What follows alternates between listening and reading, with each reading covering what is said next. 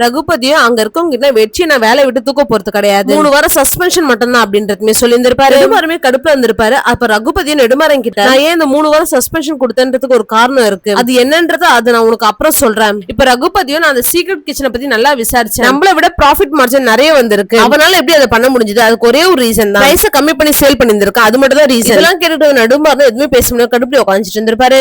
நம்ம பிரைஸ கம்மி பண்ணி சேல் பண்ணா கஸ்டமரே அங்க போக போறாங்க, இது தப்பான எக்ஸாம்பிள் தான் எனக்கு தெரியும், இருந்தாலும் இந்த பேட் சிச்சுவேஷன்ல இருந்து நம்ம ஒன்னு கத்துக்கணும் அப்படின்றதுமே சொல்லி இருந்திருப்பாரு. கேட்டுட்டு பொறுக்க முடியாத நெடுமாறன் எனக்கு ஒரு மீட்டிங் இருக்கு அப்படின்னு சொல்லிட்டு அவருமே வெளியே வந்துட்டு இருப்பாரு. நெடுமாறன் அந்த ரெசார்ட்ல இருக்க ஒரு இன்வெஸ்டருமே மீட் பண்ணி அந்த மீட்டிங்ல நான் அவ்வளவு சொல்றேன், ஆனா அவங்க எதையுமே கேட்காம ஃப்ராட் பையனுக்கு சப்போர்ட் பண்ணிக்கிட்டு இருக்காங்க, அவ்வளவு பெரிய தப்புக்கு 3 வாரம் சஸ்பெண்ட் தான் பண்ணிருக்காங்க அப்படின்றதுமே சொல்லிட்டு இருந்திருப்பாரு. ரெசார்ட் இன்னும் டிமாண்ட் இருக்கிறதுக்கான காரணமே நான் தான், என்னோட ரெசிபி என்கிட்ட இருந்து வாங்கி பேக் பண்ணி ஆர்ஆர் ரெசார்ட்னு சொல்லிட்டு அவங்க பேரை பிராண்ட் பண்ணிட்டு இருக்காங்க, எனக்கு தேவையான இன்வெஸ்டர் எல்லாருமே நான் எடுக்க போற பிக் டிசிஷனுக்கு எனக்கு கூட வந்து எனக்கு சப்போர்ட் பண்ணணும் அப்படின்றதுமே சொல்லி இருந்திருப்பாரு. அந்த இன்வெஸ்டர் நீங்க எது வந்தாலும் தைரியமா இருங்க, நான் ஃபுல்லா சப்போர்ட் பண்ணுவோம் அப்படின்றதுமே சொல்லி இருந்திருப்பாரு. வேணியோ இப்ப ஐஷுக்கு வந்து வெற்றியை டிஸ்மிஸ் பண்ணல, 3 வாரம் மட்டும் தான் சஸ்பெண்ட் பண்ணிருக்காங்க அப்படின்றதுமே சொல்லி இருந்திருப்பாரு. ஐஷு அவன் இங்க 3 வாரம் வராம இருக்கிறதே ஓகே தான், எல்லாரும் இங்க ஒரு மாதிரி பாப்பாங்க, அதுக்கு அவன் ஹாஸ்டல்லே இருக்கட்டும், அதுதான் அவனுக்குமே நல்லது அப்படி சொல்லி பேசிட்டு இருந்திருப்பா. இதுல விக்கிமே கேட்டுட்டு இருந்திருப்பான். ஒரு பக்கம் வெற்றியும் ஹாஸ்டல் ரொம்ப சோகமா உட்காந்துட்டு இருந்திருப்பா. அப்ப பாண்டியுமே கால் பண்ணி 3 வாரம் சஸ்பெண்ட் தான் பண்ணி வச்சிருக்காங்க, அதுக்கப்புறம் நீ வேலைக்கு வந்துடலாம் அப்படின்றதுமே சொல்லி இருந்திருப்பான். அதை கேட்டதுக்கு அப்புறம் வெற்றியுமே கொஞ்சம் ரிலாக்ஸ் ஆயிருந்தா, எனக்கு வேலை இருக்குடா நான் கிளம்புறேன் அப்படின்னு சொல்லி போன் மேக்கப் பண்ணிட்டு அவனுமே அங்க வந்து போயிட்டு ஹாஸ்டல்ல இருந்த ஒரு பையன் ரகுபதி சார் உன்னை பாக்க வந்திருக்காரு அப்படின்றதுமே சொல்லி இருந்திருப்பான். ரகுபதி சாரா அப்படின்னு சொல்லிட்டு அவரை பாக்கிறதுக்காக கீழே போயிருந்திருப்பான். எப்படி வெற்றி உன்னால இப்படி ஒரு விஷயம் பண்றதுக்கு மனசு வந்தது, மேல எவ்வளவு நம்பிக்கை வச்சிருந்தேன், நீ இப்படி பண்ணுவேன்னு எதிர்பார்க்கல வெற்றி, அது உனக்கு மட்டும் அசிங்கம் இல்ல எனக்கும் தான் அப்படின்றதுமே சொல்லி இருந்திருப்பாரு. இதெல்லாம் கேட்டுட்டு இருந்த வெற்றி இவ்வளவு பெரிய தப்புன்னு தெரியாம பண்ணிட்டேன் சார், சாரி சார் அப்படின்றதுமே சொல்லி இருந்திருப்பான். உன் பேர் அவங்க சொன்னதுக்கு அப்புறம் நான் எவ்வளவு ஷாக் ஆயிட்டேன் தெரியுமா வெற்றி, நீ எவ்வளவு நல்ல பையனா இருந்தா அப்படி சொல்லி பேசிட்டு இருந்திருப்பாரு. அப்ப வெற்றி இனிமேல் சத்தியமா அந்த மாதிரி பண்ண மாட்டேன் சார் அப்படின்றதுமே சொல்லி இருந்திருப்பான். ரகுபதியும் வெற்றி கிட்ட காசுமே கொடுத்துட்டு நடந்ததை பத்தி யோசிச்சுட்டு இருக்காங்க, இந்த மாதிரி நடக்காதுன்னு நம்பிக்கை தான் நான் இங்க இருந்து போறேன் அப்படின்னு சொல்லி அவருமே அங்க இருந்து கிளம்பிட்டு இருப்பாரு. பாண்டிய வெற்றியை நார்மல் ஆக்கணும்ன்றதுக்காக அவங்க கிட்ட ஏதோ பேசிட்டு அவன் வெளியே கூட்டு வந்திருப்பாரு. அப்ப வெற்றி எனக்கு வெளியே ஒரே விருப்பம் இல்ல, எங்கடா போறோம் அப்படின்னு சொல்லி கேட்டு இருந்திருப்பான். பார்த்தா அந்த பவானி அக்காவோட தள்ளுவண்டி கடையை திரும்ப ஓபன் பண்ணிருப்பாங்க.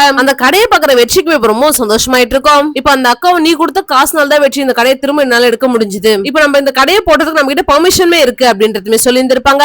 இப்ப அங்க இருக்க கஸ்டமருமே பரோட்டா கேட்டு இருந்திருப்பாங்க. இப்ப வெற்றியுமே பரோட்டா போட ஆரம்பிச்சிட்டு இருப்பான். ரகுபதியும் அவரோட ஃப்ரெண்டு குலோத்துக்கும் சிதம்பரத்தை அந்த விஷயத்த தேடி கண்டுபிடிக்கிறதுக்காக ஹெல்ப் கேட்டு இருந்திருப்பாரு. ஐஷும் பாட்டு பாடிட்டு இருந்திருப்பா. பக்கத்துல ஒரு பையன் கிட்டார் வச்சிருந்திருப்பான். அந்த பையனை பார்க்கும்போது அவளுக்கு ஞாபகமே வந்திருக்கும். அதனால ஐஷுமே அங்க இருந்து வெளியே வந்துட்டு இருப்பா. வெற்றி கிட்ட சொல்லி புரிய வைக்க முடியலன்றதுனால இப்ப ஐஷுமே ரொம்ப ஃபீல் பண்ணிட்டு இருந்திருப்பா.